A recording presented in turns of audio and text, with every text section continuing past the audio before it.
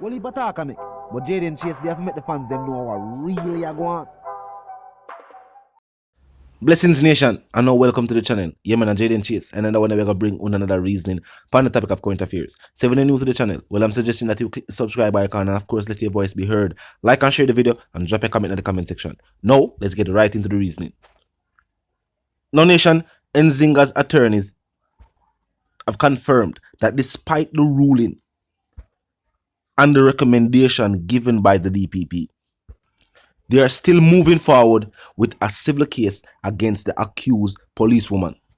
Now, following the backlash of that ruling, citizens watched a 100-year-old courthouse go up in flames, and based on the report, arson was not the case. Now, 3 fire units with multiple firefighters battled the blaze but could not control the fire, which completely gutted the 2-story building. And of course, you're stating that one of the reasons why the entire building was engulfed and the firefighters could not stop the blaze was, of course, difficulties accessing the hydrant nearby and, different water difficulties. A nation, maybe this is a sign that it is time for us to discuss the justice system and what is considered as justice in the eyes of the Jamaican people.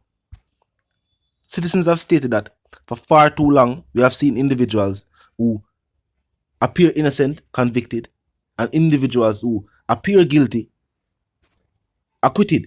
They have seen individuals who seem to have used their money and influence to buy out the justice system. A nation, do you think that these are issues that should be addressed? After hearing the results, after months of delays, to hear that there would be no justice for Nzinga King and the part of the justice system. Now remember, this was all in light of the recent statement by the DPP that the elected official was caught on camera breaking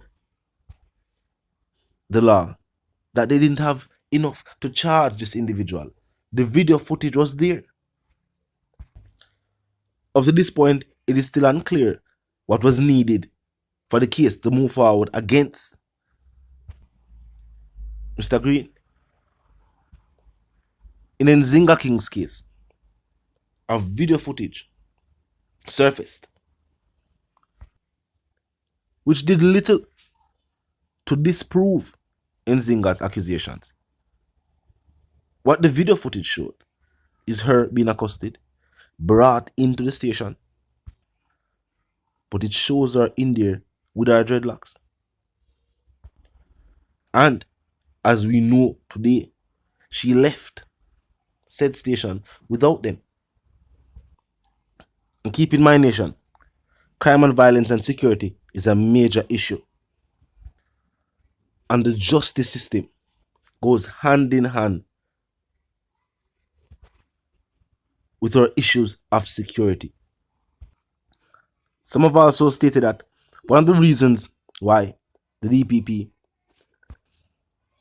did not bring criminal charges against the officer in question is because that would then help the defense to create a case against the state itself, who would ultimately be the ones held responsible and have to pay Nzinga King the millions that would have been awarded had this case gone to trial after criminal charges were brought against the officer. Are the state to protect the state? It's a simple tactic.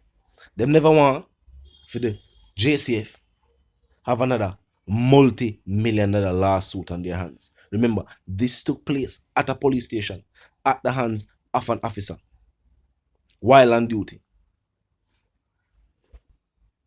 Ultimately, the JCF would have to pay. Now, Nzinga's attorneys and the Rasta coalition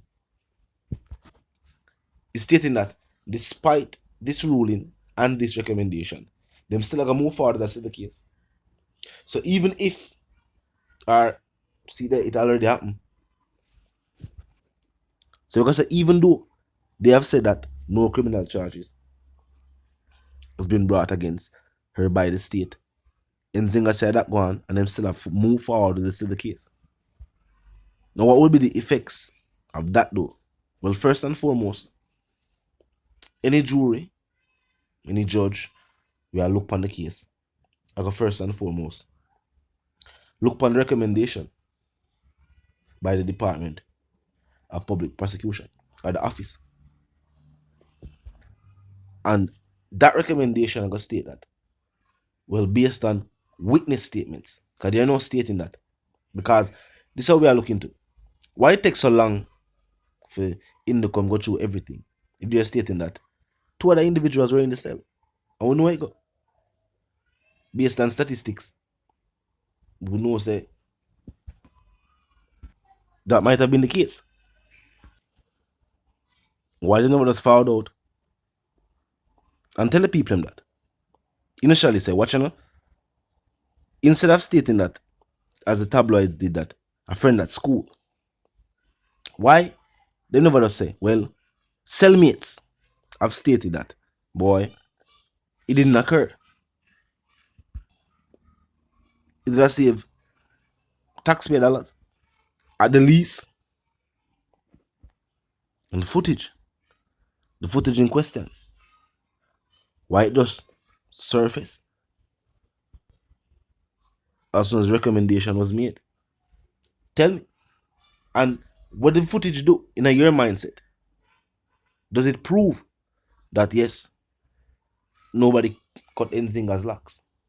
Or does it in your eyes prove the fact that yes, she did enter the station with her dreadlocks and she left without it? Where it go?